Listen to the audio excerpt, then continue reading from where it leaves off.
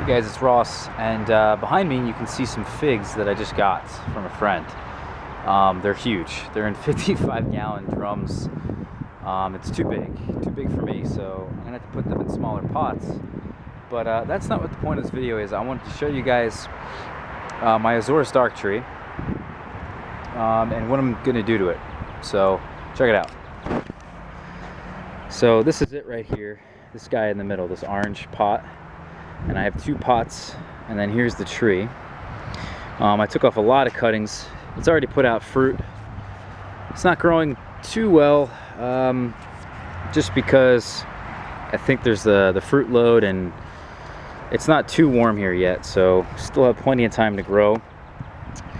But what I decided to do was actually air layer this plant twice by putting down rocks on top of the current existing pot, fertilizing this really well, adding my amendments, mulching this, and then on top of that put the rocks. Another this is probably like a 2.5 gallon size pot. Put that on top of the rocks, filled it with soil. I put it around the trunk here, and when you air layer things, at least with figs for the most part, you want to score the bark. So I scored the bark all the way around, and scoring the bark just means essentially taking off the bark and exposing the cambium, exposing the hardwood of the tree. So I did that here, and then I did that again on top with a slightly smaller pot.